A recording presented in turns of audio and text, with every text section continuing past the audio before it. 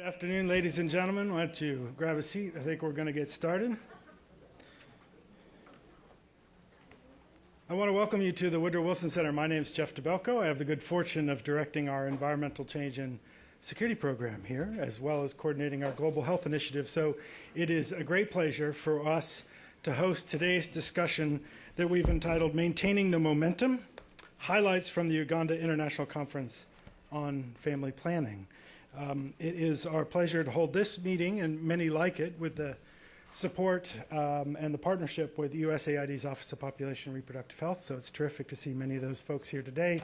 And they were critically important in helping us conceive and bring this meeting to pass today. So I want to thank folks there. I should also say, kind of in terms of a couple more housekeeping things before we dive into the substance. We're webcasting today's event live. And so for those of you watching online, you can email your questions that we'll try to get into the discussion, particularly if you send them early in the 2-hour period, to ecsp@wilsoncenter.org. And so please avail yourself of that. What it means for those of us in the room is when it comes to Q&A, if you could just wait, one of my colleagues will bring you a microphone so that you can tell us who you are and ask your question into the mic so folks online can hear it as well. So as I think many of you know, this last fall we had what I think we will hear is a fairly instrumental and important conference that marks in the history of family planning and Africa. We have 3 perspectives on that conference, and really bringing these into the Washington discussion here, in part so can share some of the insights from those of us who weren't fortunate enough to be there, but also to keep the conversation and keep the momentum going, because I think you will hear, and I hope that those in the audience will share their insights, that there is momentum and it is worth keeping going. And so today, that is our objective. We do have one small program change. Khama Rogo was scheduled to come. Unfortunately, as is the case with busy and smart people, things change in terms of their availability. But we found another busy and smart person who was also at the conference, who was sent a pleading email by me on Friday evening. As a friend of many of ours, Sahlu Haile, happened to be in the country and in Washington, and has graciously agreed to make some remarks in Khama's stead. And we look forward to hearing from Sahlu, somebody who has been a very good friend of this program, published in some of our publications, in fact won some awards for some of those publications, and has been a speaker here before. So it's terrific to welcome Sahlu, and I'll just jump into the bios actually, because you're here to hear from them.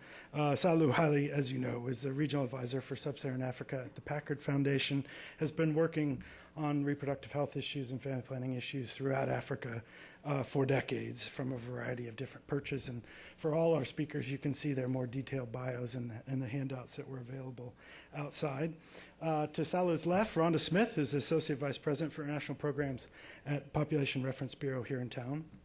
Also been working on these issues for decades, also from multiple perches. And we'll have her presentation, one that, and I told her this before, and it was, I guess, unintentionally meant to build up pressure, but I told her that I have heard more about this presentation that I didn't see, that I should have seen at this conference, than I have about any other presentation in the last year.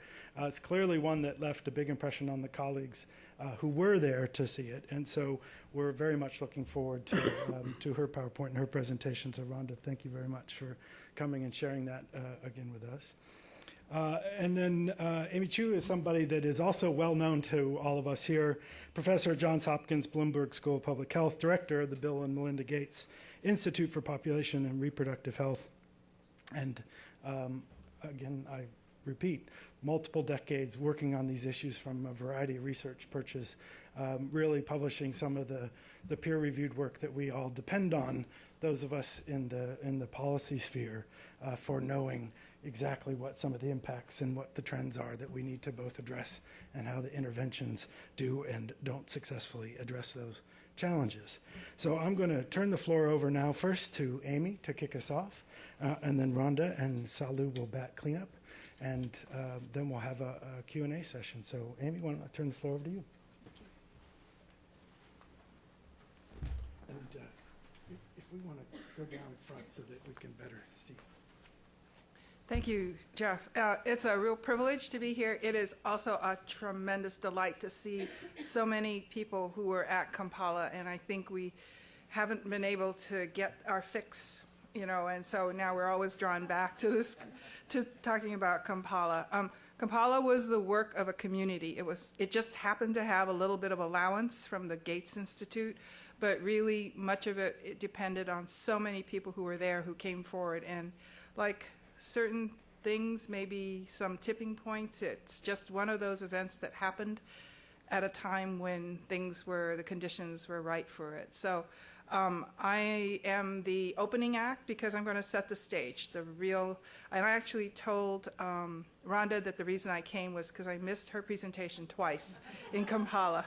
So I really am looking forward to hearing it, and I'm also looking forward to hearing Sahlu's comments because he's been traveling the continent, works in the field, and will definitely have the ground level view of all the changes that are going on. So we had this conference, and the Gates Institute has conferences like this. We do it for reasons to try to build the leadership capacity of our academic partners, and so we've had meetings in Ethiopia, Baltimore, Ethiopia, Abuja in Nigeria on youth, and then we did this one. And this one sort of took us by surprise because of the groundswell of interest in it. And we are an academically based program with probably larger expectations than we warrant. But it was just wonderful to be able to work with so many people and so many organizations who actually showed how much they cared about family planning. The conference was opened by the First Lady of Uganda, Mrs. Janet Museveni, who is also Minister of Karamoja, I think it's the area. And even since the conference, she has become a spokesperson for family planning. Very recently, Rhonda shared an article from the Monitor, which again repeated not only some of the themes she had said at the Kampala conference in November, but since then some newer themes. And she said family planning needs to be promoted as a key strategy in reducing maternal health. She's encouraged men to support their wives or their partners' reproductive health needs, and very recently has called on the corporate sector to also participate and support improved reproductive health in the country. So why did we go to Uganda, or why did we choose Uganda?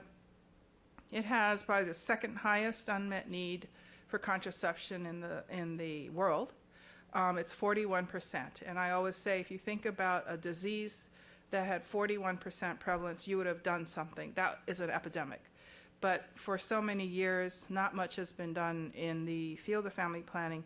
So we thought Uganda would be a good place to kind of shine the light on the needs of family planning for the world as a whole, but certainly for sub-Saharan Africa.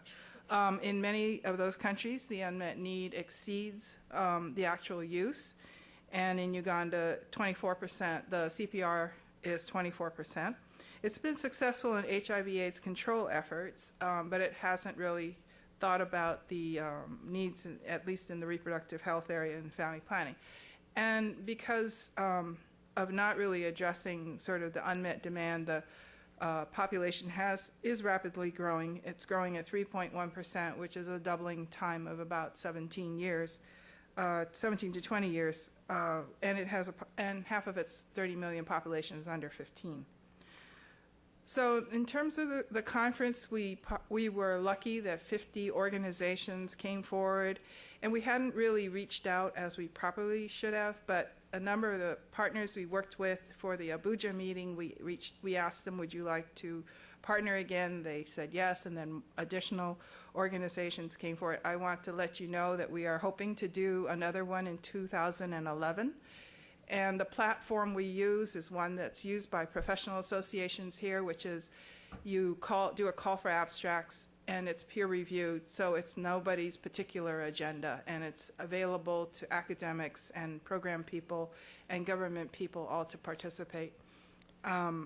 So we had 50 organizations partnering, and that included USAID, for which we were very, very grateful because they allowed so many people to come, even though allowing people to attend meetings is not a priority for the use of their funds. The UNFPA, World Bank, WHO, and the Gates Foundation and the Packard Foundation, as well as partners in population development. And in this case, I want to make a special acknowledgement to Dr. Jotham Musunguzi, who is the head of the Africa Regional Office, because it was really his ties and connections in Uganda that enabled us to have a very significant policymaker meeting that you'll hear about.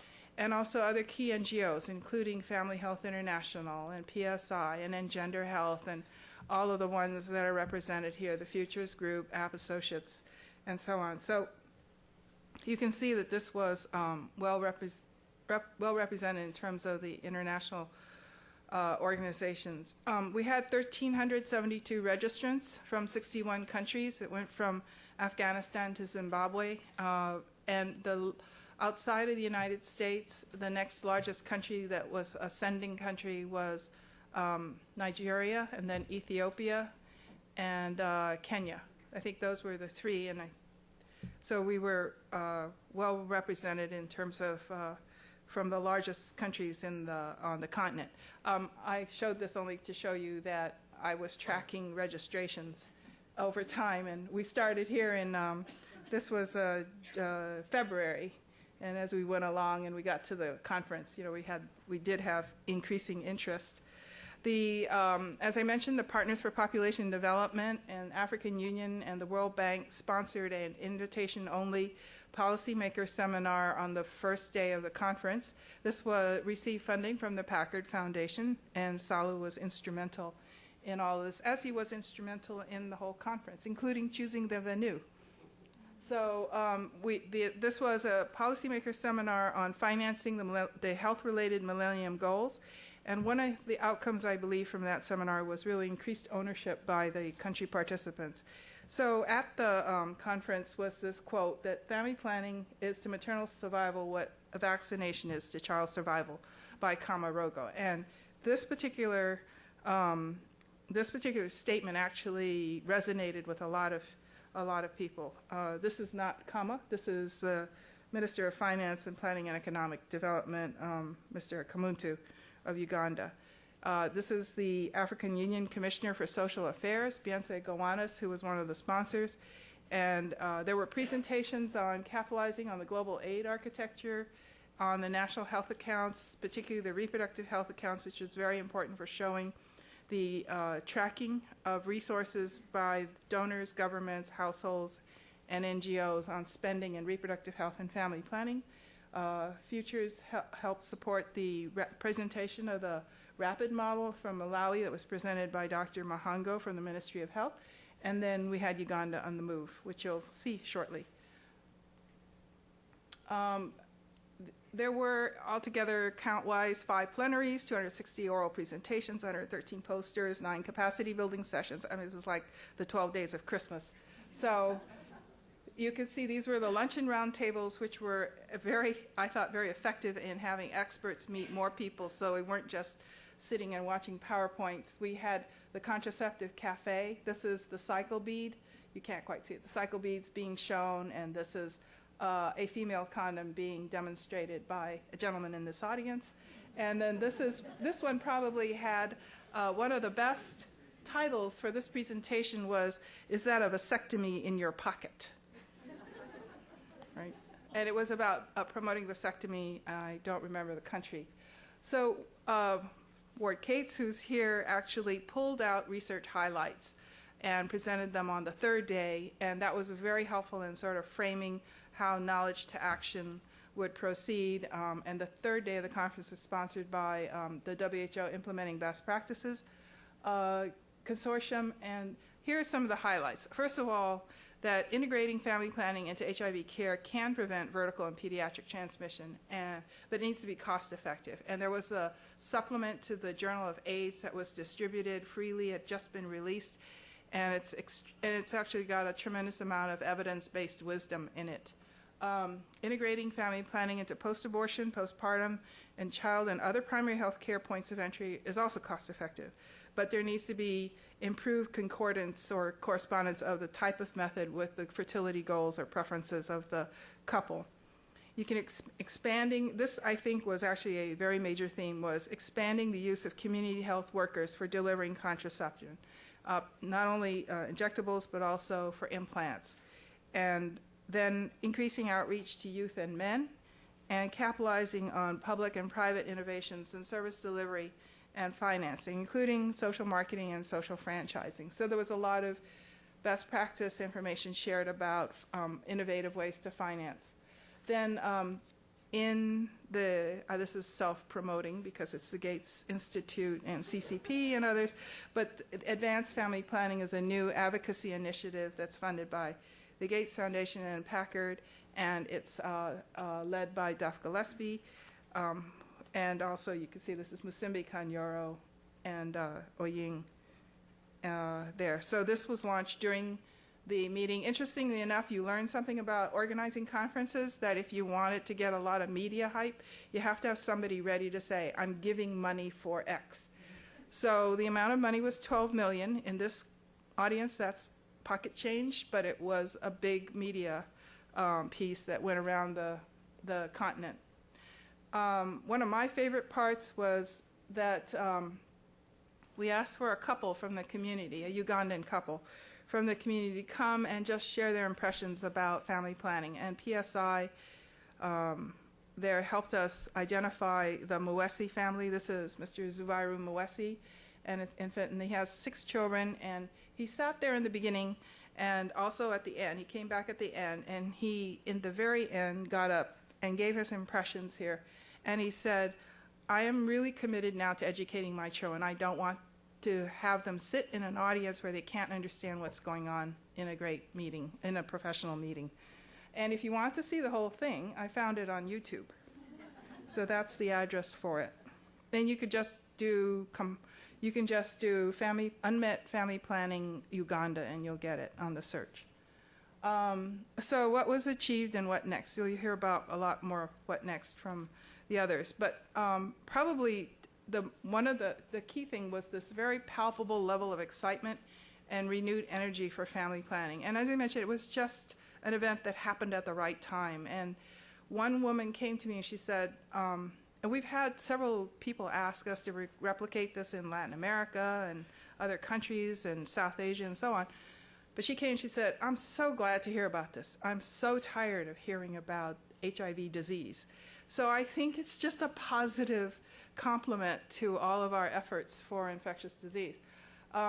We pulled out 32 global commitments that have been made to family planning since the 1968 Tehran Declaration of Human Rights, and listed them all and decided that instead of a new call for action, we would just reaffirm what was already there. So that's available if you're interested. And there have been a number of follow-up activities that have been planned by partner organizations. So as I mentioned, we plan now to repeat it in 2011. We're interested in locations and, of course, welcome anybody who wants to help with it. And we did solicit submissions on some of the presentations to see if they would merit going into a supplement for the journal, and we are looking at the African Journal of Reproductive Health as a supplement. They've agreed, and we're just in the process of that.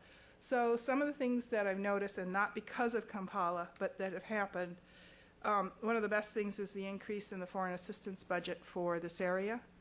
What is it, from 600, it went to 450, around 450 million to 600 to 715 million in the next fiscal year budget, I think. The Global Health Initiative, as identified, maternal and child health and family planning is one of the main priority themes, which I think is wonderful. In January, the Secretary of State made very positive and supportive remarks about both girls' education, family planning, and reproductive health at the ICPD plus 15 anniversary. And the June conference this year by Women Deliver this time has identified family planning as a third pillar of maternal health. So it wasn't in the London conference, but now it's clearly been embraced. So, and then the other thing was that I found that in India, FOGSI, the OBGYN Society, is having one of its meetings on contraception and beyond, which I think is very important for India, particularly northern India. So if you are interested in any of the materials, they're all available online. And there's a blog spot, which actually you have the brochure of. So everything is available, can be downloaded, all the media materials. We're going to keep it live so that we can keep updating things. So thank you.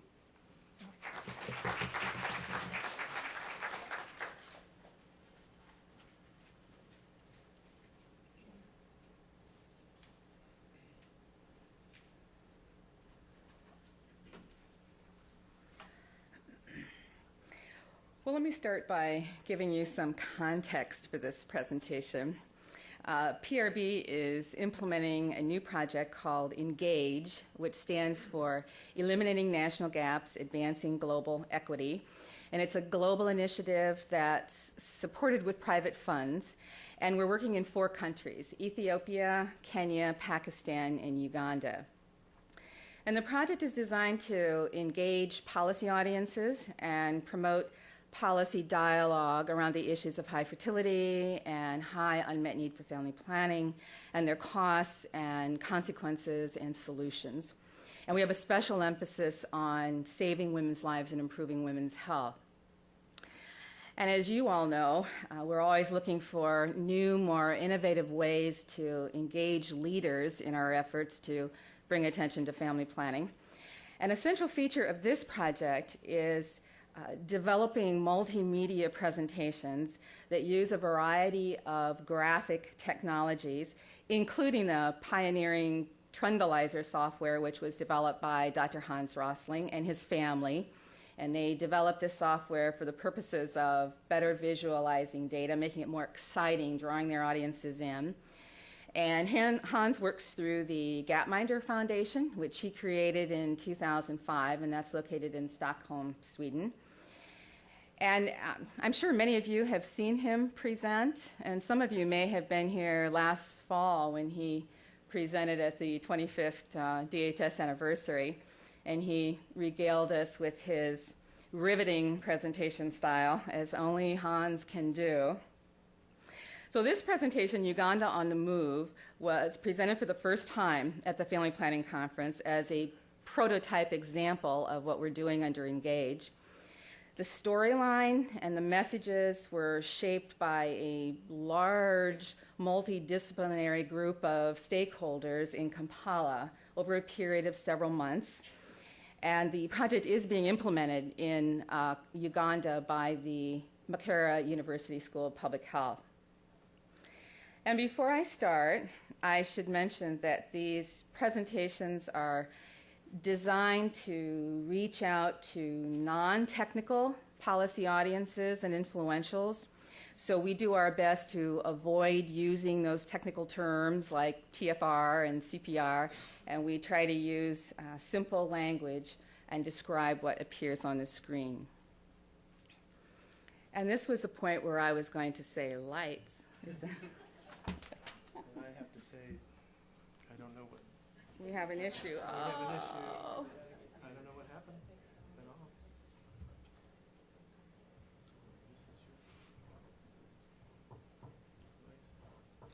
Well, we came early today to set up, and it was working beautifully.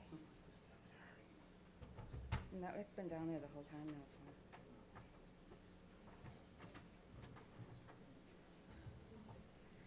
Should we switch and have Sahlu maybe give the... Want some time to figure that out.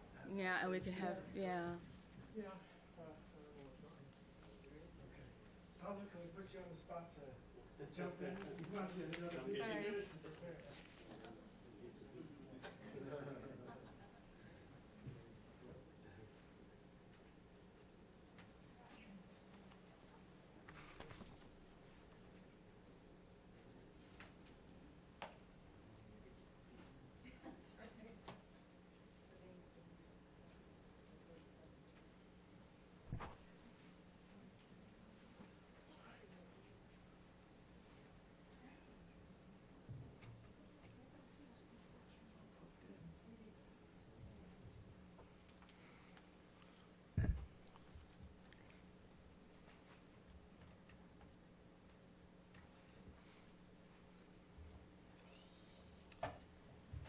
thought this happened only in Ethiopia.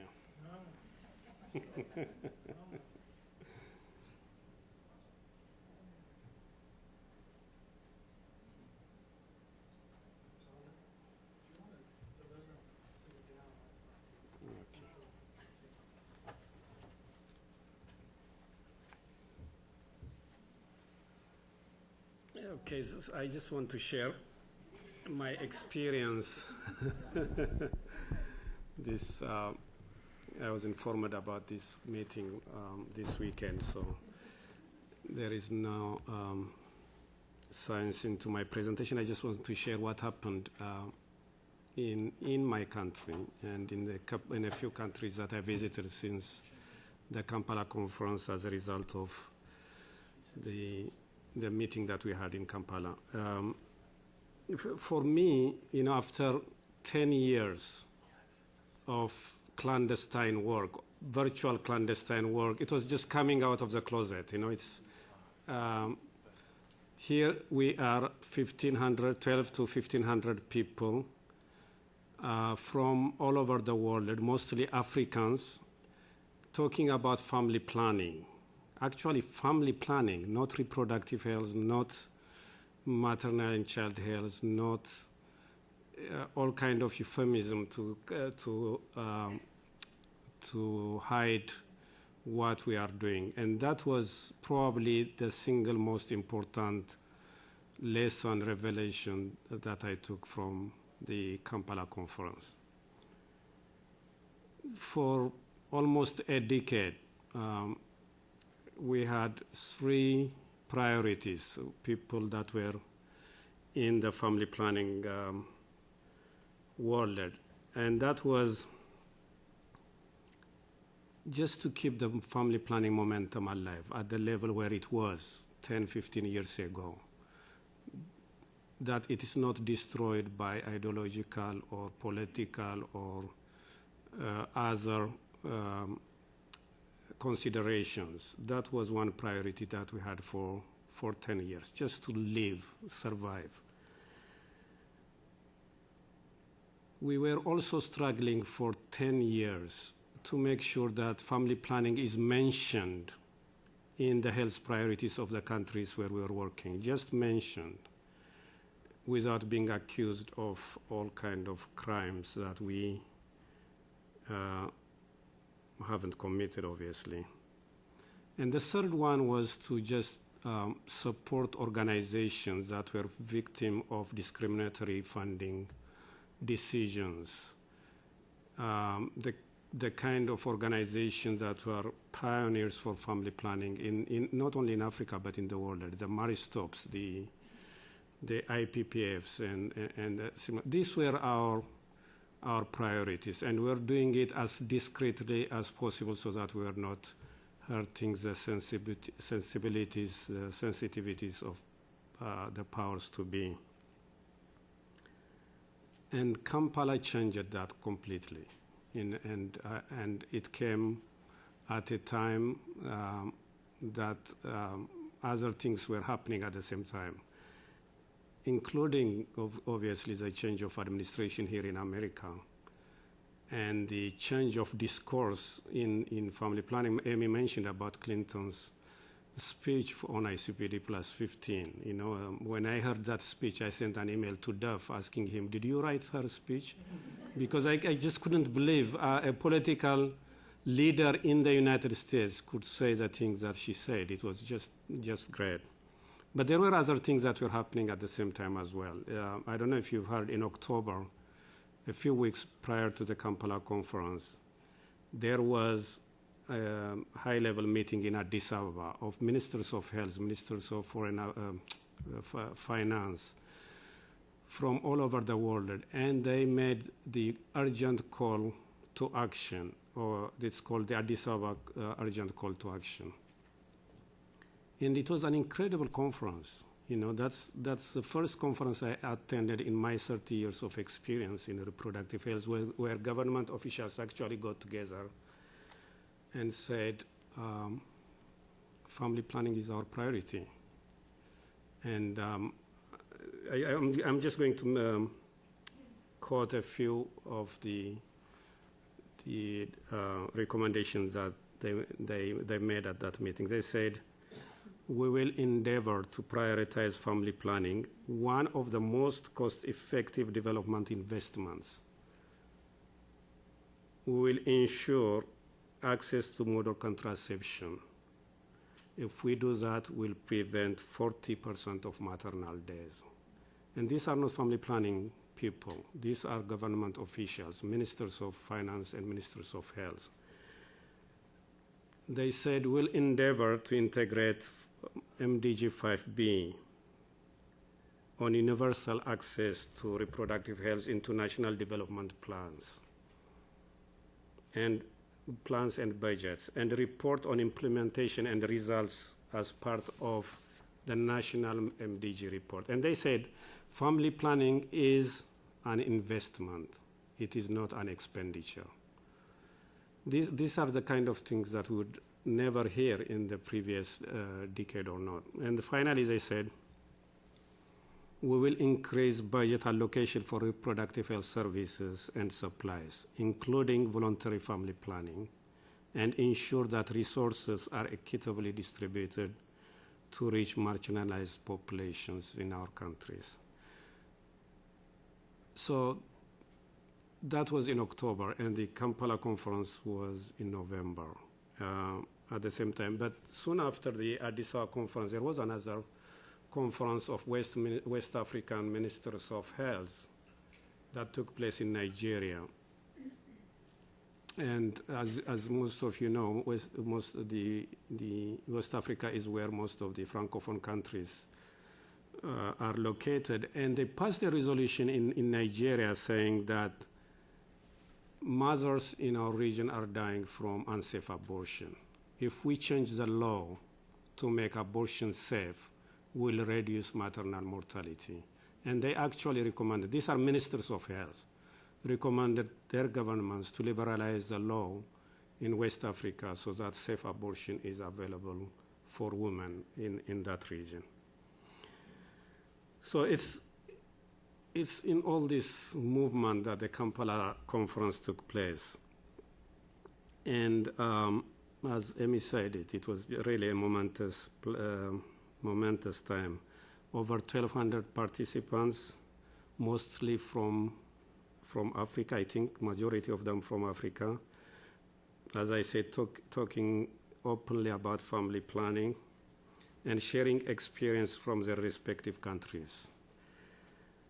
It was, for me, it was a breath of fresh air. You know, it was just an incredible feeling. But the fact about Kampala is it did not end in Kampala. It's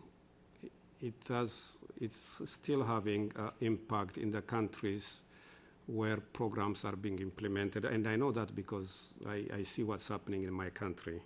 And I'm going to give you some of the examples that has happened in Ethiopia. Because not because Ethiopia is doing anything special, it's because that Ethiopia is a country that I know better. I'm there and I participate in these activities. I have no doubt same kind of things are happening in the rest of the continent. So in Ethiopia, the Kampala conference may have created a momentum that can potentially transform the family planning landscape in the country. As most of you know, Ethiopia has a very positive policy environment for family planning. DHS 2005 showed that CPR has actually doubled in 5 years. And the talk today is that in the last 5 years, that may have again doubled to from contraceptive prevalence of 6-7% in 2000 to probably to 30 to 35% currently. So it's not, we don't really have a policy issue in Ethiopia. We have a very supportive government and a very active Minister of Health. However, unmet need in family planning is one of the highest in the continent. Still, maternal mortality is very high. And the need for the expansion of family planning services is very, very strongly felt by people like us who are in the field. And I think the Kampala conference may have reinforced that message.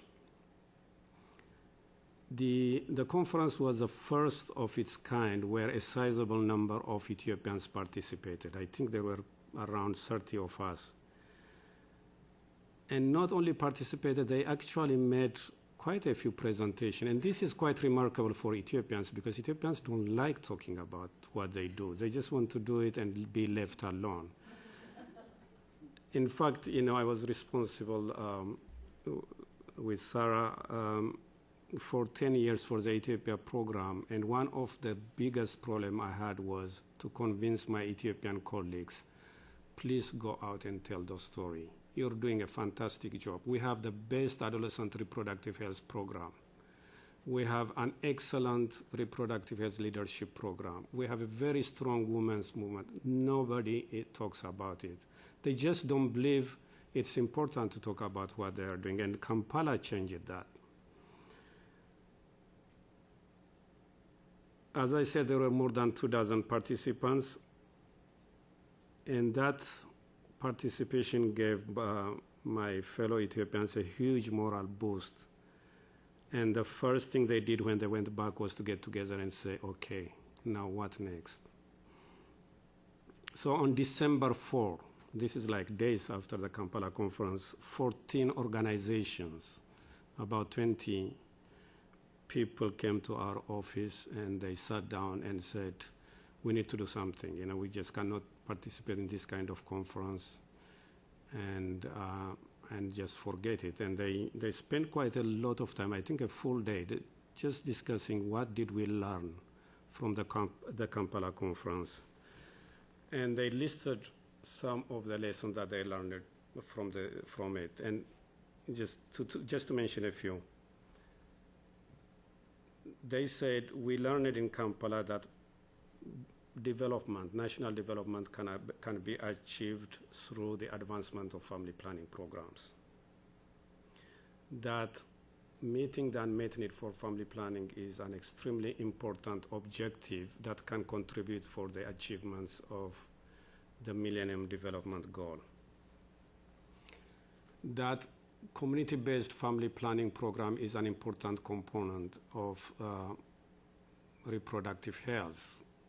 As some of you know, those of you who come to Ethiopia, Ethiopia has a very extensive community-based reproductive health program that has never been told outside the community. So that was an opportunity for them. Actually, when they went and, I think our Oromo Development Association made a couple of presentations, and when they saw the enthusiasm with which it was received, they said, we're doing a good job, so we need to expand this and do a better job.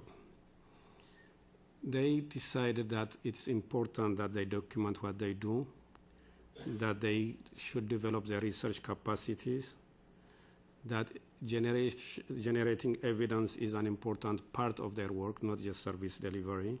And so, therefore, they have to strengthen their monitoring and evaluation program. That actually integration, like Heather is here, I think she knows PHE in Ethiopia is probably the furthest expanded program in the continent, but they didn't know that it was such a big deal. They felt that there is appreciation for an integrated program and they should work on it. And they learned some new tools, like reality check. I don't even know what it is, but rapid model, that I know. Gapminder, things like that. They said these are things that we need to be connected with and to use them as our management tool. And that they were really, really delighted that family planning is finally coming back to the spotlight. So these are the kind of things that they decided. And they said, they said, okay, we are lucky enough to go and participate in the Kampala conference, but we need to share this with a larger reproductive health community in Ethiopia. So as we speak, the Ministry of Health, Packard, and the third group, I forget which one, they're working together to call for a national conference on post-Kampala. Think, what did we learn? How can we take it forward? So the only reason why they are not holding it is because of the Rwanda meeting that USAID is called, and they need to participate in that conference.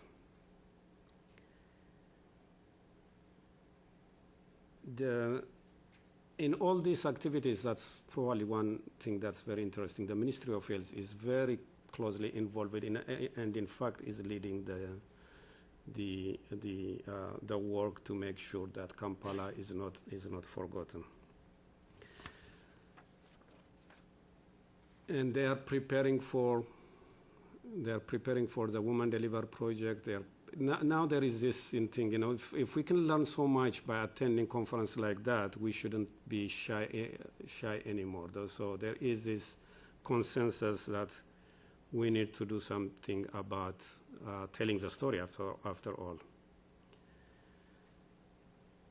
And these are the kind of things that are happening in Ethiopia. But as I said before, I don't think it's just in Ethiopia. I'm sure in many African countries the same thing is happening. In the last few months, I visited Kenya, Uganda, Tanzania, and Rwanda. And in every one of these countries that I visited, there is a Kampala fever. You know, let's do something about family planning. And whether it is related with the Kampala or not, there have been some developments since then. For example, I know for sure that the governments of Kenya, Nigeria, and Ethiopia have budgeted specifically for family planning in their annual plans. And in fact, just a couple of weeks ago, the government of Ethiopia, with the Ministry of Health Initiation, sent instruction to regional government that family planning should be in their budget when they send their budgets to the national government. The government of Nigeria has put in $1 million for contraceptives. That's unheard of. You know, of course, $1 million is a very small amount of money, less than what a minister probably gets as a bribe. But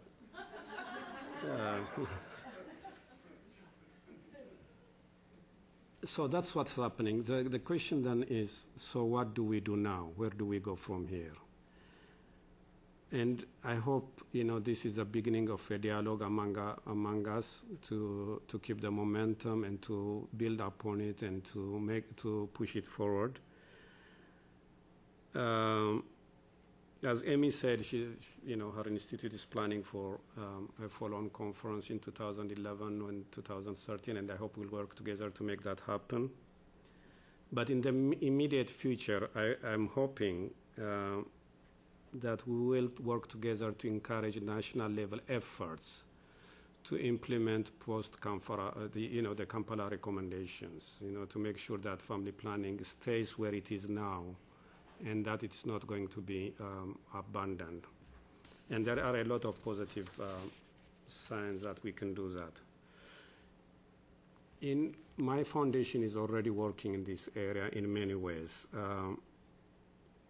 As Amy mentioned, we're co-funding the Advanced Family Planning Project, but in addition to that, we just gave a grant to IPPF, I think a couple of months ago, so that they can mobilize African women leaders, not necessarily involved in reproductive health, but in any area in their countries, so that they can advocate for reproductive rights in their respective countries. We're working with the Aspen Institute to ensure that 3 or 4 African countries include family planning into their health priorities and actually train Ministry of Health officials in how to include family planning in their programs. We're working with the Worldwide YWCA in 11 African countries to make sure that family planning is included in their IEC and education programs. And currently, as we speak, we are reviewing a proposal from a network of women organizations. It's called Gender is My Agenda. This is a network of 43 women's organizations across the continent so that in their advocacy work, family planning and reproductive health becomes part of the program. And we're working with WHO Africa Regional Office as they develop their 5-year strategy for the next 5 years to make sure that family planning is a priority in their its supporting activities, but also in each country's health program.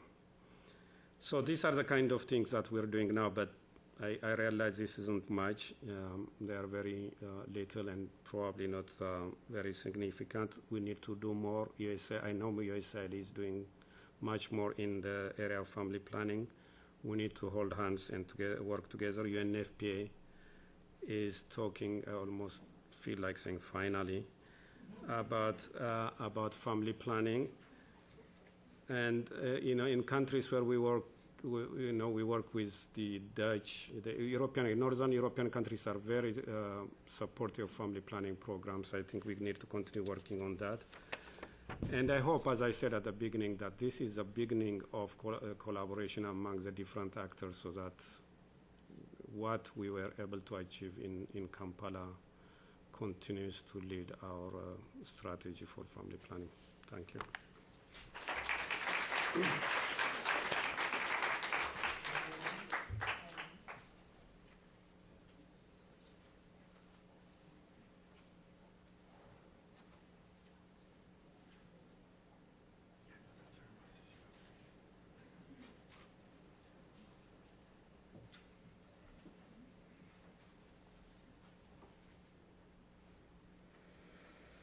Okay, now lights. There we go.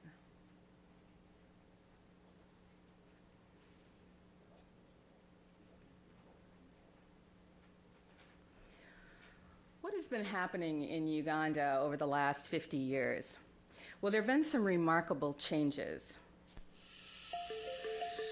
Ugandans are healthier, with improved child survival. The economy is growing with a higher national income. Ugandans are also living longer with an improved life expectancy, and they're becoming more educated with more graduates every year. Uganda is a nation on the move with a lot to be proud of. So let's take a look at some of this progress over the years. And here we have the trendalizer graph, where we can look at changes and trends over time. And we're going to focus specifically on child health and life expectancy. And over here on the left axis is the number of under 5 child deaths per 1,000 live births, going from 0 up to 500. That's correct. Marissa, it's the wrong.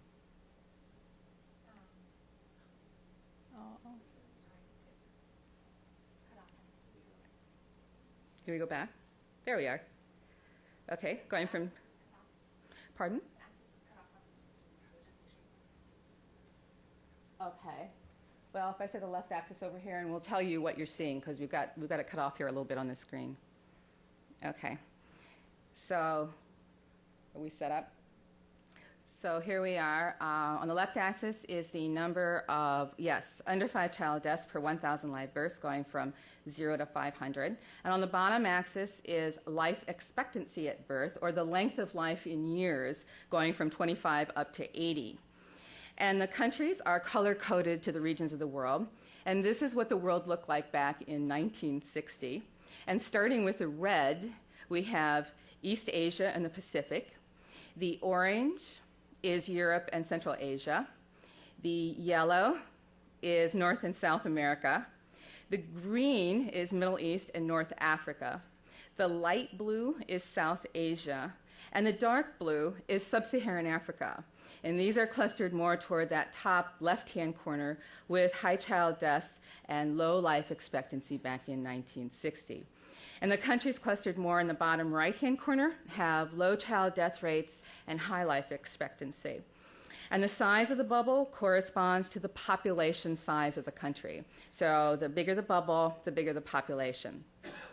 And here's Uganda back in 1960 with a child death rate of 224 and a life expectancy of about 44. And what does a child death rate of 224 really mean? Well, it means that about 22% of children died before the age of 5. So child deaths were high and life expectancy low compared to other countries. And many developing countries down in that bottom right hand had less than 5% of children dying back in 1960. Now, let's run this and see what happens to the world over time. And right away, we see child mortality going down and life expectancy going up as the bubbles move to the right. And you'll also see in a second here a blue bubble shooting out to the left, and that's Rwanda losing ground on life expectancy during the 90s with so much loss of life. And there's some other sub-Saharan African countries popping out to the left because of loss of life from HIV/AIDS. And here we have Zambia, Swaziland, and Zimbabwe. And when we get to 2006, most countries have moved down into that lower right-hand corner. Sub-Saharan Africa has, of course, made progress, but it's still catching up to the rest of the world. And where is Uganda? Right here. Doing better with only 13% of children dying before reaching the age of 5, and an estimated life expectancy of about 50. Now, Uganda has about the same expected life expectancy as some of its neighbors here, like Tanzania and Kenya. But Uganda is still catching up to countries like Ghana and Senegal from the west, which both have longer lifespans at around 60. So let's take a look at this again, and we'll run it fast. And what this graph shows us is that when the number of child deaths decrease, it directly contributes to improvements in life expectancy. Now, Uganda has also seen improvements in its economic growth. And here now we're looking at a different trendalizer view. And on the left axis is gross national income per capita. This is adjusted for inflation, and it's going from $0 up to $1,900.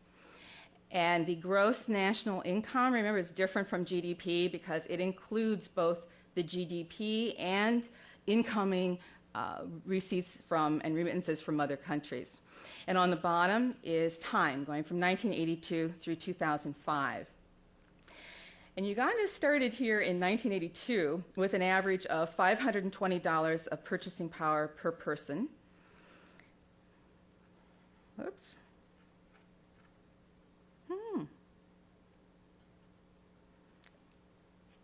Okay, $520 of purchasing power per person. And if we play this forward, we see a few little bobbles there in the 90s, but Uganda made great progress, moving all the way up to about $1,500 per person per capita GNI. And that's very steady progress in 2 decades. So the economy is growing. However, although the overall national income per person has gone up, when we look at poverty levels, about 1 out of 3 Ugandans are living in poverty. And that's 1/3 of the country living on less than $1 a day. Now, how can we make sure that Uganda's families are better off and that fewer people are living in poverty? Well, one way is by addressing the reproductive health needs of Uganda's women. Research is shedding light on how family planning services improve the health of women, boost social and economic development, and contribute to reducing poverty. In fact, women's economic contribution to the country is crucial to reducing poverty because women make up about half of the labor force, and more than 3/4 of employed women are currently working in agriculture. And every time I look at this photo, I'm reminded of the heavy burden women bear. When women can't decide how many children to have and when to have them, they're more likely to suffer from poor reproductive health, and it becomes that much harder for them to earn an income and to meet the needs of their families. And more recently, we're seeing that desired family size is changing.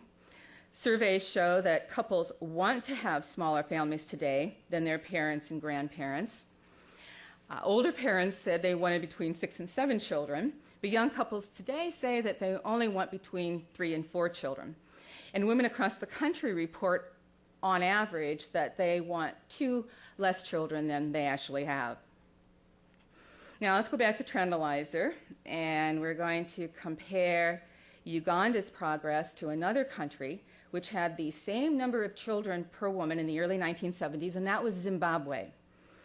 And here now, on the left axis, is the number of lifetime births per woman going from 1 up to 8.5. And on the bottom axis is time. And in 1973, both countries had about 7 births per woman. But in the early 1970s, Zimbabwe's government strongly supported the country's family planning efforts. And when we look at the trends,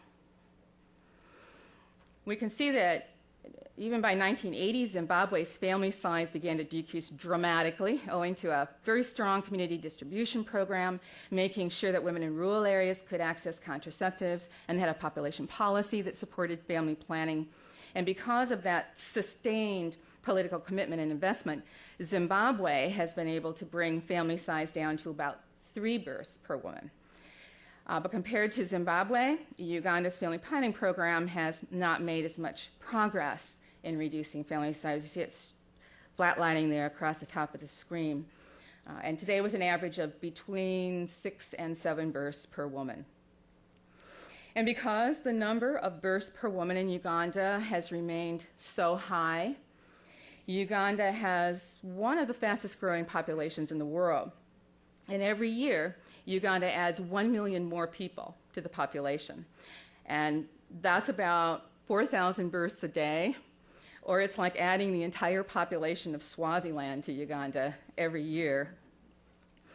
Now, it's interesting to take a historical look at Uganda's population to get a little different perspective on growth, starting way back several centuries ago in the 1500s.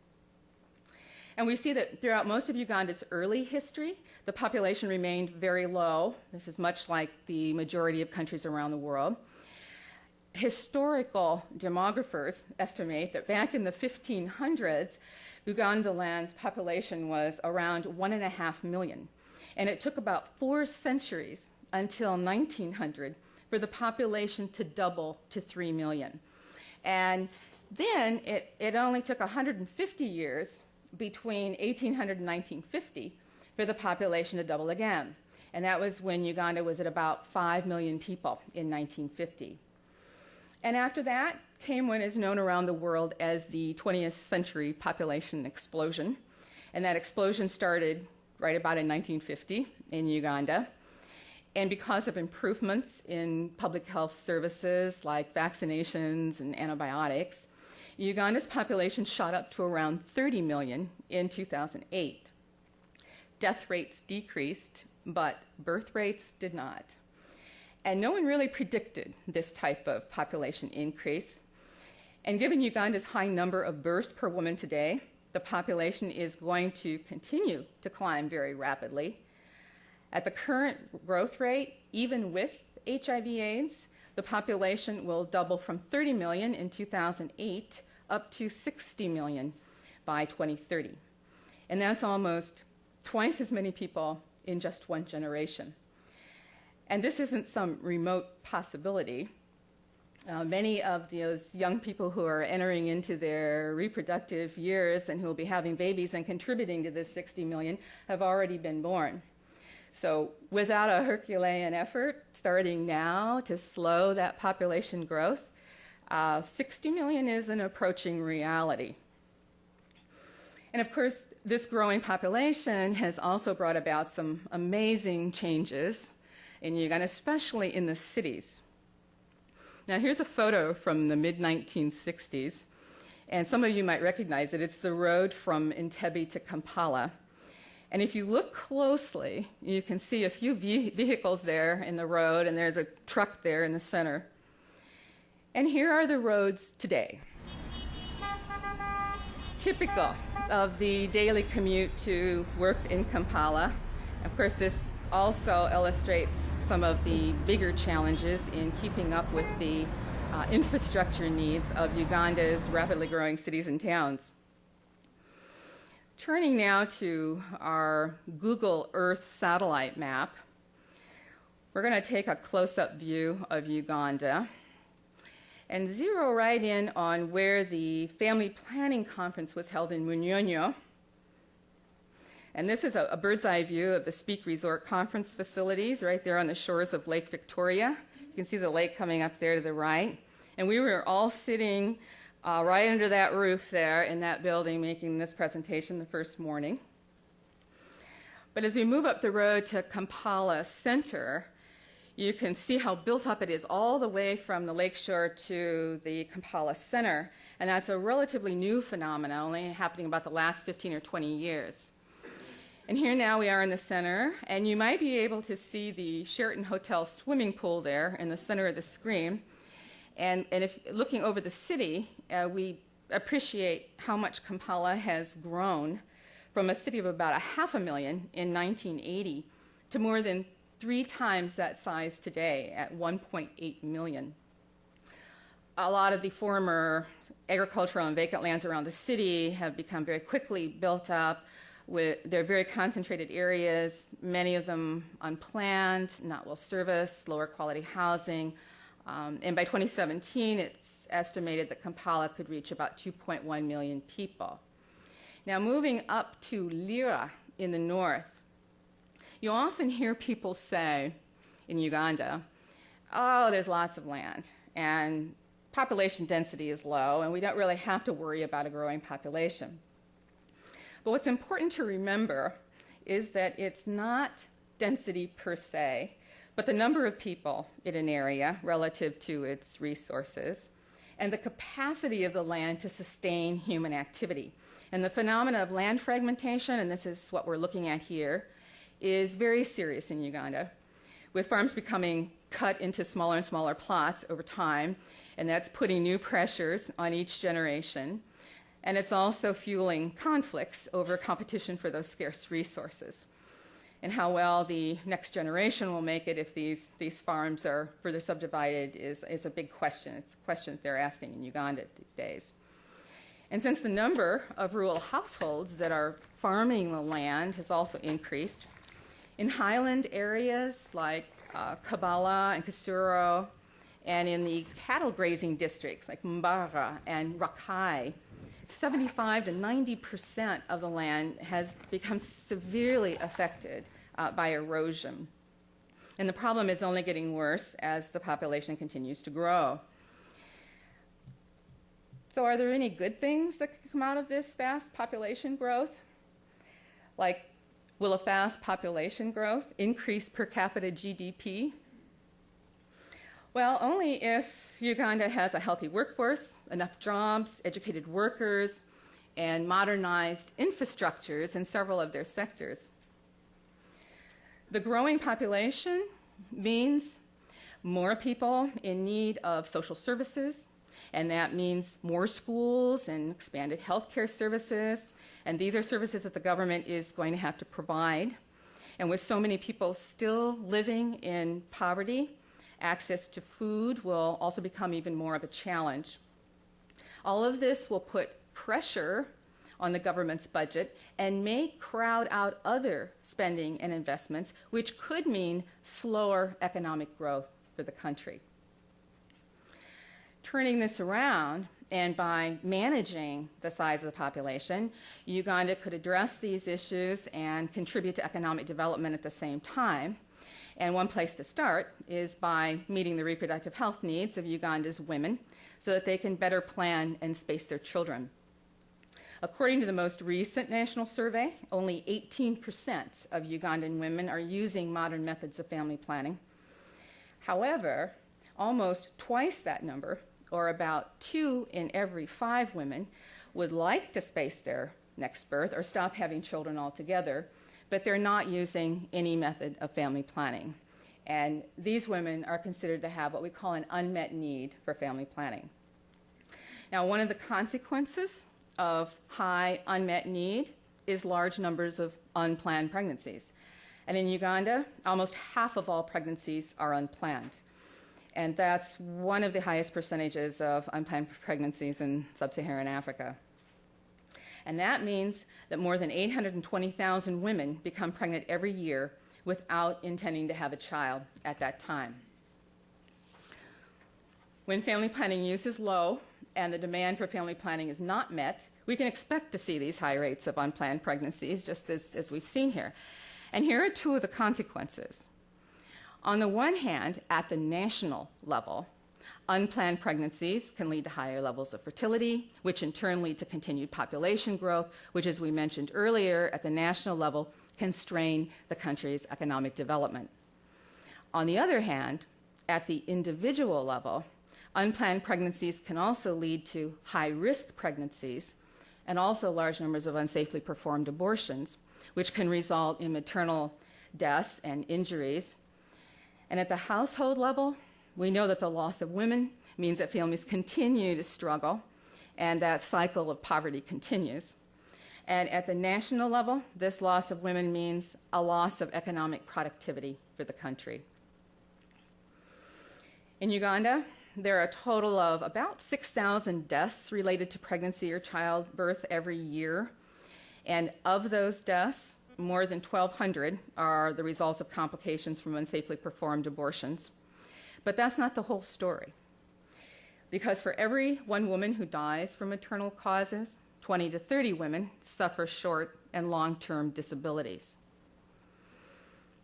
Now, translating these losses into costs, economists conducted a special study in Uganda to see just what the impact of maternal death and disability is on the national economy.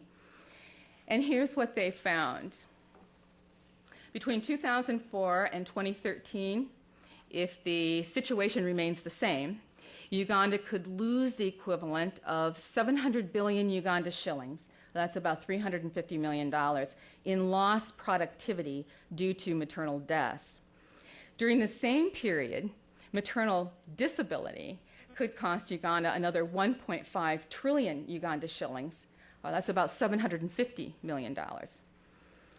But if we could reduce maternal deaths and disability by 50% by 2013, that would result in an economic gain of 500 billion shillings, or about $250 million, which is a start.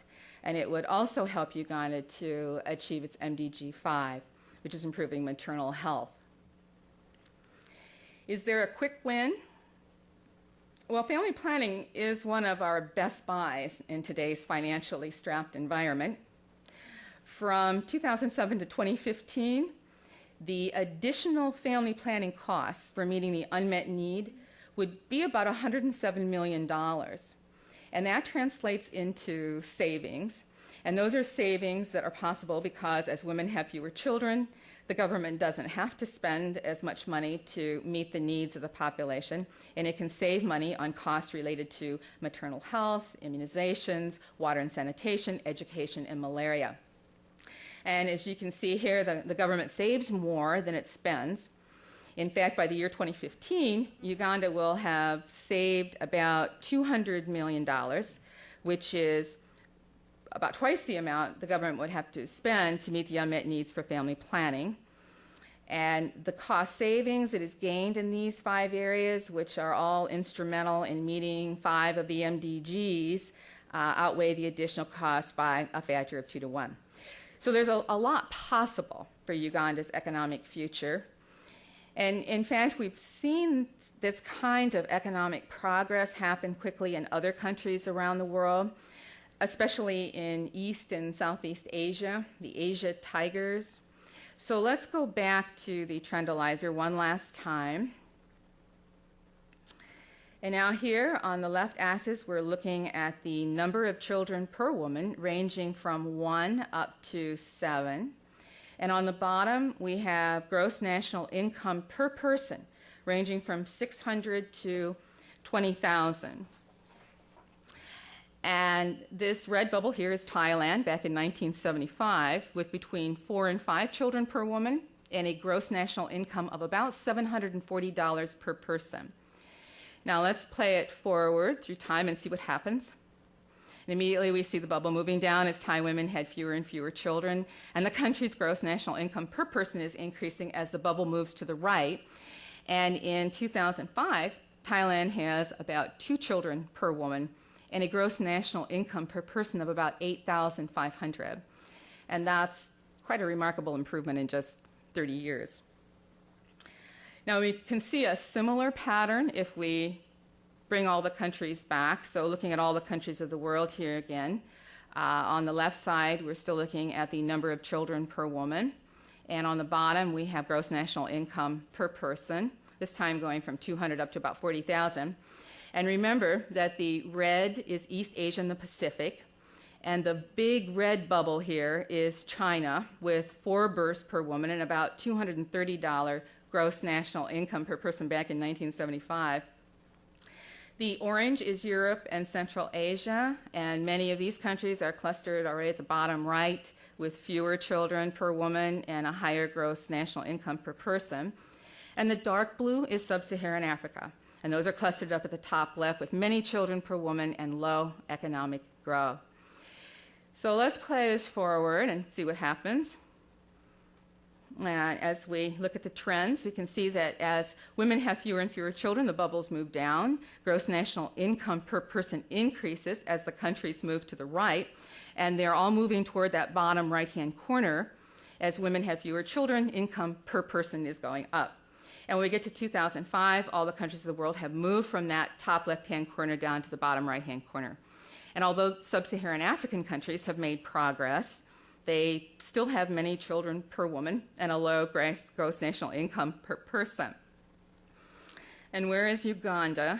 Here's Uganda with between 6 and 7 children per woman and a gross national income of around $1,400 per person. And some sub-Saharan African countries are doing very well with their economic growth, such as Swaziland here, Namibia, and Botswana, as high as 12,000 per person. And one of the main reasons that Thailand and others have been able to make so much economic progress is because women started having fewer children, and that set the stage for the country to better manage its population size. But this kind of economic progress isn't automatic. It requires a series of investments, expanding family planning programs so women and couples can plan and space their families. Investing in health systems is important, not only to improve child survival, but the health of the general population. Improving educational enrollment and retention, which is a huge problem in Uganda. This is key, especially girls' enrollment and retention. And finally, it's crucial to stabilize economic conditions so more jobs can be created, making sure that there are economic opportunities for those young men and women coming into the workforce.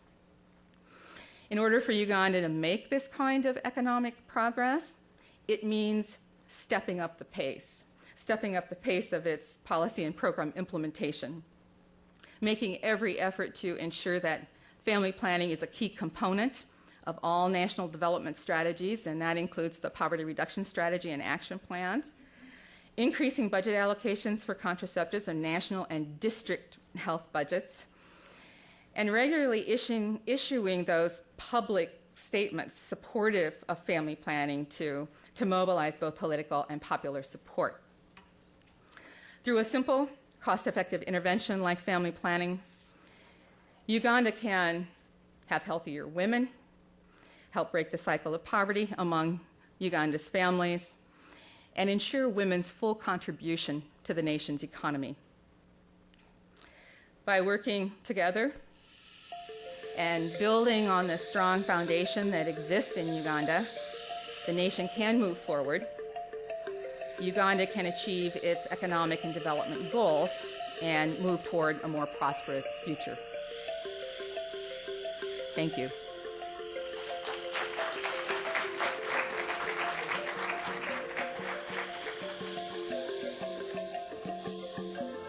And I'd also just like to acknowledge, maybe my colleague doesn't want to be acknowledged at this point, but I'm going to acknowledge her anyway because it's tough to run this behind the scenes, and she was the one helping to work the controls. Thank you very much. Marissa, raise your hand.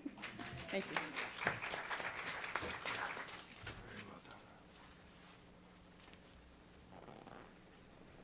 Well, terrific. Thank you all very much. Amy gave us a terrific sense of what happened at the conference and some of the inside Sahlu, kind of where it's gone from there. in Ethiopia and in the broader sub-Saharan Africa context. And Rhonda, thank you for your patience as well, and thank you everyone who found a way to make all those pieces finally work. For that presentation, it really gave us a good sense of where Uganda's been, where it's going, and some sense of comparison and opportunity presented by investing in family planning in that context. So let's get to the discussion. I'm sure there are lots of folks with questions. Sean, why don't we start in the back, and we'll maybe grab 2 or 3 or 4 and then give our panelists a chance to respond. Just a reminder, if you could let us know who you are. Yeah. Thank you. My name is Leah Frage. I'm technical advisor on gender for the Extending Service Delivery Project, and I'm an employee of IntraHealth. My question is to Sahlu. You were talking about the funding a network of 43 countries. Gender is my agenda. Could you talk a little bit more about that and what is meant by gender in that component? Thank you. Okay, terrific. Hi, Ward Cates from Family Health International. I'm actually really here to confess that I'm a Rhonda groupie. Amy did not hear it at Kampala. I heard it twice and came back to hear it a third time, and you all know why now. I mean, it's just spellbinding. And Sahlu, it was wonderful to get the sense of I love the term, Kampala fever, because, I mean, it really is, and this is a momentum-building exercise. And the other quote that I loved was, family planning is an investment, not an expenditure.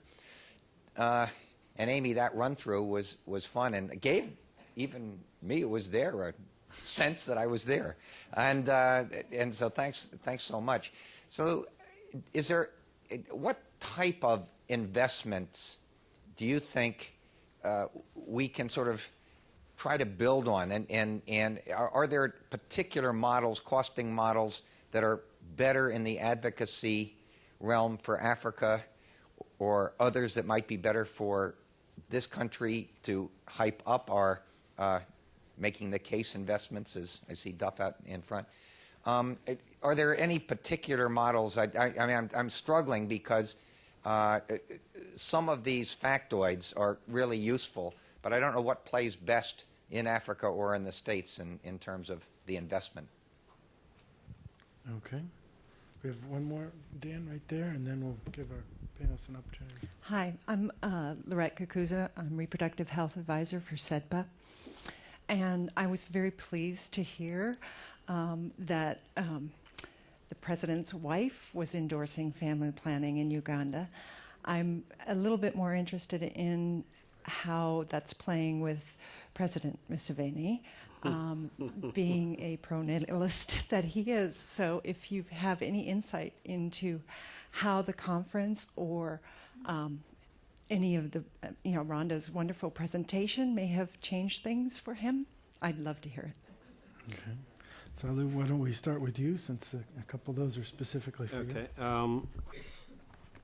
The GMAC, Gender is My Agenda campaign, is a network of 43 women's organizations across the continent. I forget from how many countries, but quite big number of African countries. And they get together 2 times a year where the African Union meets, the summit, the heads of state meet. The last one was about a month ago in Addis Ababa. And the next one is going to be in Kampala. The African heads of states are meeting in July in Kampala. So these women organizations meet 2 times a year to make sure that in all the discussions that the heads of state have during the summit, gender is mainstreamed. They actually have a sort of scorecard to show where African governments are in terms of mainstreaming gender in their decisions. As you know, for example, the Commission, the African Union Commission has got 50% gender parity. And the GMAC takes responsibility for this. So we're working with them so that not only gender but also reproductive health is part of their advocacy work, that they actually hold scorecards for reproductive health and reproductive health in African countries. So that's what it is. Okay. Would anyone like to reflect on Ward's point about what seems to be the most effective way to present this information in terms of engendering action in the African context, I guess, first? Well, speaking from these presentations and Trendalizer, we're only now starting the rollout of these presentations. And by the way, we have 2 presentations per country in each of the 4 countries. But one thing that we're learning from, well, first of all, we were a little concerned whether people would be able to understand what they were seeing, because there's a lot happening on the screen, especially if you're looking at 2 variables. And we've run a series of pre-tests, and their audiences do seem to understand, and I think that's probably because we're coaching local presenters to be very careful about explaining what you're seeing. But secondly, what really resonates is when they see their country compared to 2 or 3 other countries. It doesn't matter if it's a neighboring country, but that's good, but also the Asia Tigers, which often they look at, because they see what's happened in these other countries, and of course they want to know why. Which means we have to do our homework and prep ourselves well to be able to say, well, this is what happened in this country at this point in time, and this is what made a difference for them. So I'm just throwing that out as one of our latest with Trendalizer. Sure. Anyway. Sahlu, any reflections, or Amy? No? You want to? I would love to say we need more regression coefficients. And Ward, you would appreciate that. But no, not too many people in this audience would. But I do think that, adding it up just came out, the Guttmacher report, and I think it's very effective messaging when you can just say, $1 invested in family planning prevents this. $1, or if you invest in family planning, or if you prevent this much unmet need, you get this. And I think we don't have a consensus in our research community about what is the impact and what are the metrics of that impact. So I would call for a lot more careful thinking about how do we convey the messages of our research findings in terms of impact on maternal health, on child health, and particularly on family wealth. Anyone want to reflect on how convincing the First Lady's been of the President? Go ahead. I was going to say, Jeff Spieler was just telling me about the stockouts now in Uganda. So maybe it doesn't matter what, the President thinks. I think the President is still pro-natalist. I wonder what their domestic disputes are when they're at... had the pleasure of being there also, and everybody was counting how many times Mrs. Museveni said family planning, and one person said, oh, she said it 5 times. Another person said, I think she said it 6. So we'd have to look at the transcript to see. And I was asking my Ugandan friends, what does the president say? And the answer was that was the First Lady speaking. And at the district level meeting that I attended, of all the district leaders, and there were over 100 people there, they were all interested in implementing family planning programs, and at the community level, and talking about the constraints. And they took the advantage of having a member of parliament on the panel to sort of beat up on him. He's a physician.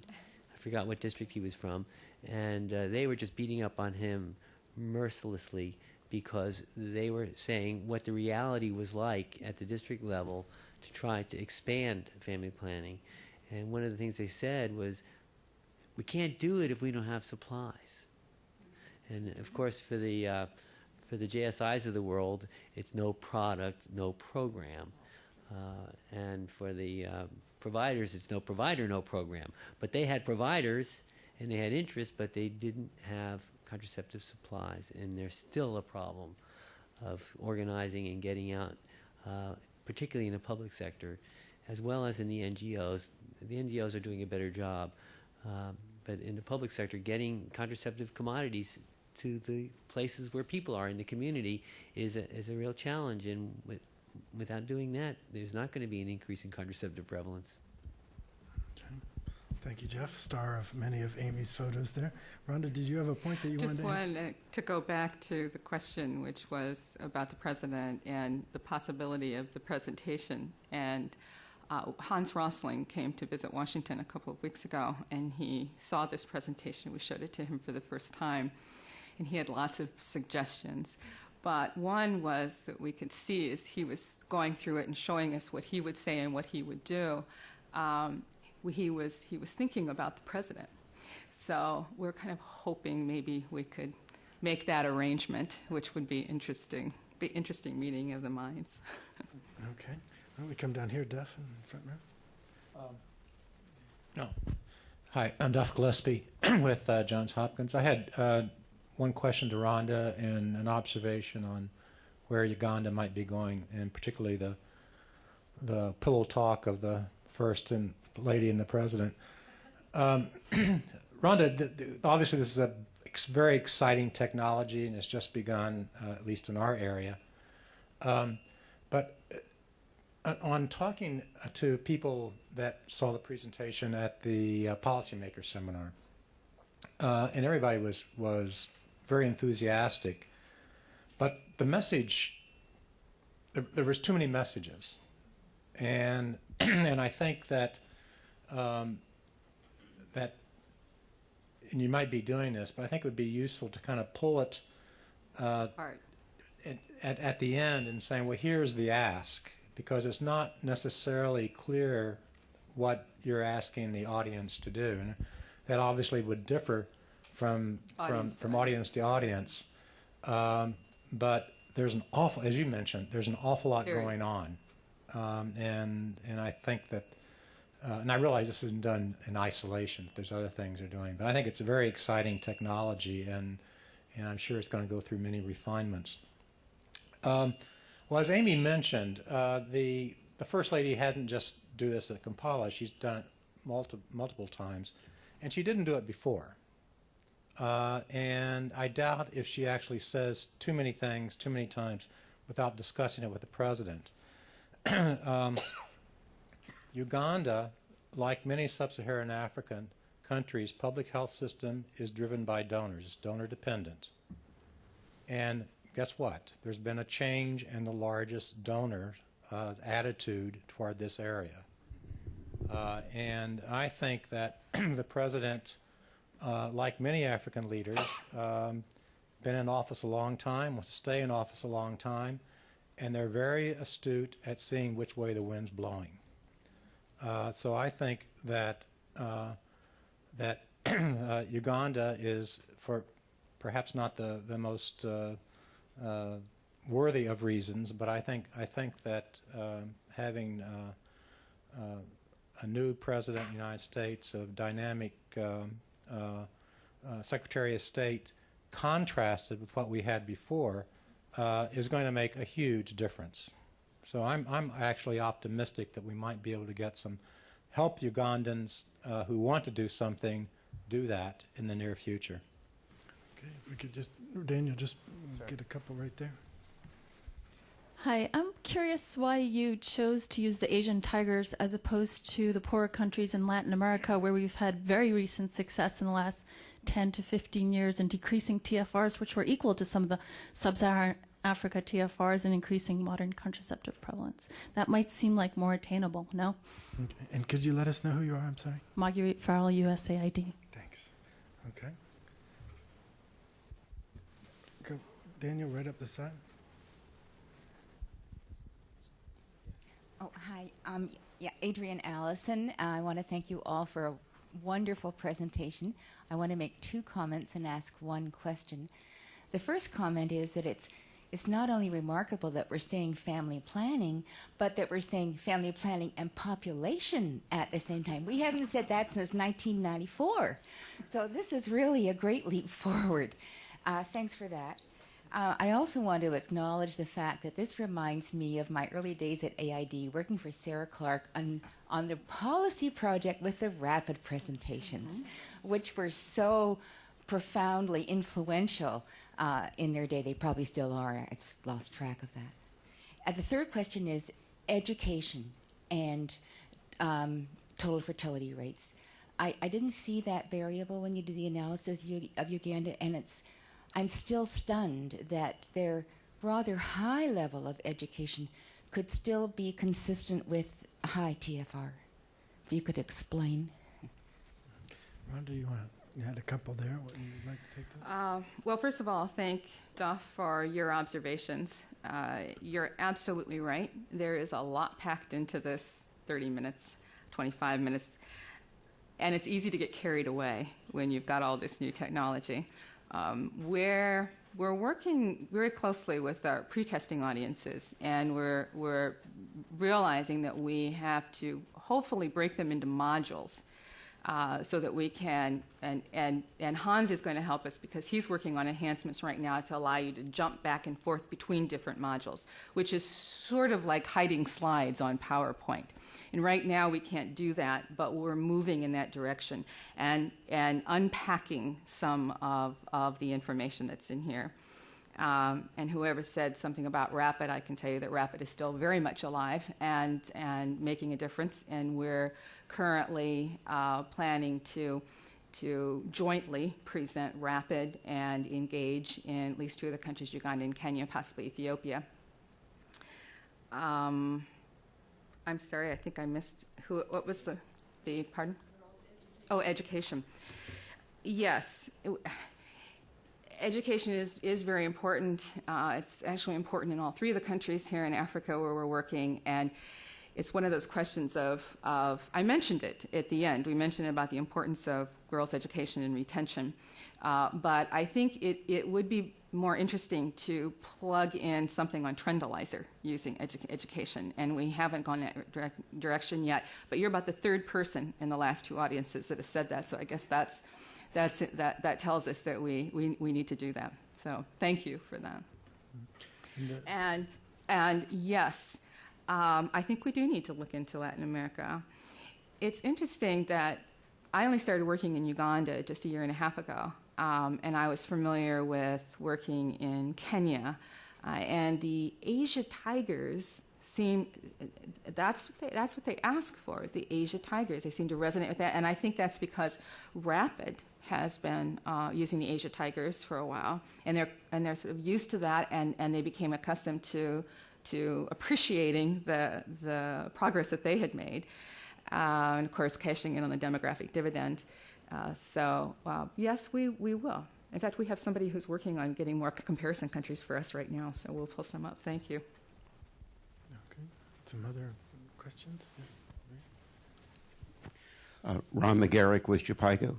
I also had the privilege of being in Kampala, and it was really a very exciting meeting. And I'd like to thank Rhonda and Sahlu and Amy for their great presentations today. You know, one of the other take-home messages that I took away from Kampala was the fact that we need to broaden the policy base of people we direct our messages to. It's not only the health ministries, but the ministries of finance, members of parliament, and other various groups. I think maybe Duff's project, advanced family planning, may be working in that area. But I wonder if any of the panel members would like to comment on what we need to do to broaden the policy base in countries as we proceed forward. Thanks. Okay, and then Daniel, there's a question in the back. Hi, I'm Carla White. I work for Pathfinder in the Extending Service Delivery Project. And I was just thinking when we were talking about the content of the presentation that especially given that we're in Woodrow Wilson and you have that program on environment, if I know you need to keep a focus on reproductive health and economics, but I didn't indirectly through the way it went up and came down, you could see where the land, and you focused on that aspect of things, but I think the whole environmental impact might be interesting and convincing for some policymakers if you added some component of that. Okay. Sahlu, can I throw that one? Well, why don't we get one more, but I'm going to throw that PHE question to you as well as Rhonda. Thanks. Thanks, Rhonda, for such an excellent presentation. I just have technology. It's really good. We are in Woodrow Wilson Center, and we have all these high-tech computers and facility. What about when we go to developing countries and we are presenting to policymakers? So just what is your experience? Because now we are implementing RAPID in so many countries. And even we struggle with 2007 versus 2003 version. So I just wanted to check with you. Okay. Okay. Sahlu, will you kick off the PHE discussion, and Rhonda has them as well? Yeah. Before I do that, let me just say something about advocacy activities, and we've been discussing yesterday about this.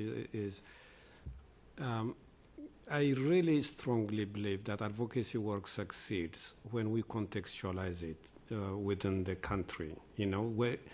For example, in Uganda, there are things that are very important for Museveni. We need to know that. There is no to believe that he's interested in all these different issues that we talk about, economy, agriculture, school, is that might be that might not be true. I'm not saying it is, but we need to know what makes each leader or group of leaders tick and focus our advocacy work on the issue that is important for them. For example, when I was in Uganda, I was sitting in a bar with a Ugandan friend of mine drinking beer, and he said this guy said he has no idea about advocacy, but he said, one of the obsession of Museveni is that he doesn't want to be dominated by Tanzania and Kenya next door to each other. So he compares himself always with these two countries. And it so happens that both countries have got larger population than Uganda, larger army than Uganda. He doesn't know that even though he has larger armies than Rwanda beat him in the war that they had last year or 2 years ago. But these are the things that really obsess him. So if we don't prepare our advocacy work to address the concerns of the leaders, we're rarely successful in these things. Anyway, I think in Africa, environment is a very, very important issue we need to deal with. And every single African country that I know suffers from environmental degradation. And invariably, in each one of these countries, it's related to the population growth. So if we want to address population issue in the larger context of national development, environment becomes a priority. And in Ethiopia, we've done that. We've been working thanks to Heather and her team, for the last 4 or 5 years. We've been working in population and environment with quite successful indication that things are, getting better. So I think we need to, I agree with you, we need to pay attention that these issues, the underlying causes that make population and demographic growth important are as important as family planning. It's not only contraceptives. We've been preaching contraceptive for the last 40, 50 years.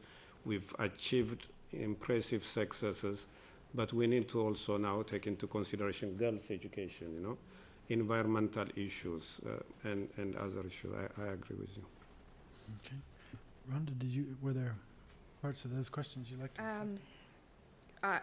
I agree that it's important to broaden the policy base. My most recent experiences with that, well, first of all, I should say that I am seeing more of that, I think, in the last couple of years than I have in a decade. More of an awareness of inviting not the usual suspects to every planning meeting, or particularly with policy advocacy. And it's a little easier said than done. It's sometimes hard to get those folks to come from the Ministry of Gender and economists from the Ministry of Planning, and had to do a lot of enticing to get them there for our task force meeting in Uganda. And then once they're there, they're absolutely engaged and help so much to expand and sort of round out your messages. And along with that, I think we also can't forget about the district, the subnational levels, because so much of what I see coming up now are these national conferences and big events coming out as a spin-off, which is fabulous. But we also have to think about how to reach out, because that's where a lot of the action is happening these days when it comes to making decisions on family planning and contraceptive. And that means resources, additional resources from donors to help not stop just with a presentation at the national level, but to be able to take this all the way out. And technology, you asked me the question on technology. It's a very good question. What we're doing is quickly learning how to pre-record all of these different softwares into one flash-based program, which would mean then that we wouldn't have these kinds of problems, because we would be able to just click and move through the presentation. And we're almost there. Perhaps I should have done that today because we already have the Trendalizer brought in. But I can say it's been a big challenge to learn how to do this. It requires a multimedia designer, in some cases animators, and, well, Sarah's looking at me like, and some cost. But now that we have all these upfront, now that we've learned a lot, it's all going to go a lot more smoothly. And of course, it's the locals that we are coaching to make these presentations. They're very eager now to make the presentations, and we're making them as seamless as possible for them to flip through. And it doesn't require any special software on your laptop. You can take it out in a flash stick. So that's the good news. Is there anybody else? I'd like to ask Amy and Sahlu about the mechanism, this conference. And of course, we all go to lots of conferences, but then there are the ones that really seem to make the difference. Amy alluded to in thanking some of the donors and the sponsors to flexibility that is, what shall I say, not always there in terms of underwriting the means to bring these people together. Yet so many times I've seen folks who are really animated and doing good things either as a result of that or being able to animate others because folks could come and share their stories and share their lessons learned and learn from one another rather than having to reinvent the wheel in these individual contexts. Do you have reflections on whether, what is it particular to make one conference more effective than another, or this kind of basket of activities to tell these stories? Because of course it can always be as big and monumental as this one, but in some ways a message to folks who are in the position of deciding whether to support that with their time and support these kinds of mechanisms with their resources. Your insights from what makes these most effective would be most welcome. So we aren't in the conference business, but as a student of population, fertility, but primarily also family planning as an innovation. One of the thinkers of our field, Jack Caldwell, used to say, we talked the fertility levels down. Mm-hmm. And his point was that it's dissemination, it's diffusion.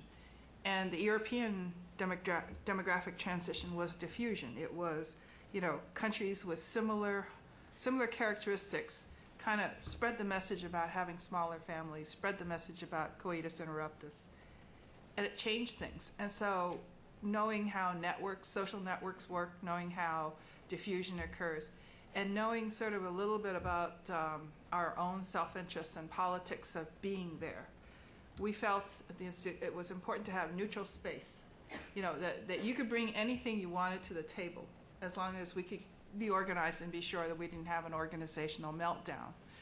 But whether you were a policymaker and wanted to have a private discussion, whether you were an academic and wanted to talk to everybody about your regression of coefficients, or whether you were journalists who had to cover things, we were inventing a lot of this as we went along because we'd never put on a meeting beyond 600-700.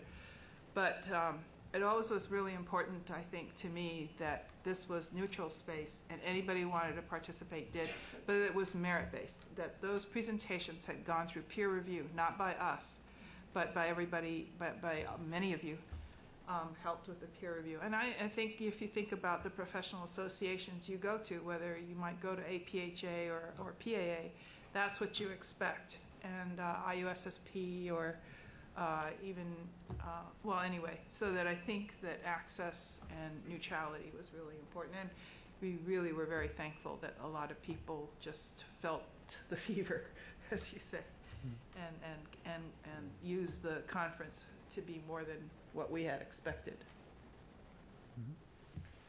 Sahlu, any reflections on it? Yeah, I mean, I don't know about conferences, but what struck me about Kampala is the timing. It was just, for some reason, it was just the perfect timing. People were ready. The environment had improved substantially from a year earlier. And, when I heard the first time Amy told me that it was going to take place in Uganda, I was saying, Uganda? Who wants to go to Uganda? I mean, it's not... But it happened to be the best place, the perfect place for holding this kind of conference. And, all these things came together and made that thing. A couple of months after the Kampala conference, there was an Addis Ababa conference on virtually the same issue. It was a complete flop. It's just, it didn't resonate. People were fighting among themselves. They didn't pass any substantive resolutions, and it wasn't. I think just the timing, the place, the people were ready for Kampala, and just it was important. Well, that's terrific. I think we got a sense of that Kampala fever from your discussions, your presentations. I think it's clear that there is momentum, and that you have given us some practical ideas and guideposts for keeping it going. So Amy Tsui, Sahlu, Haile, Rhonda Smith, thank you all very much. Won't you join me?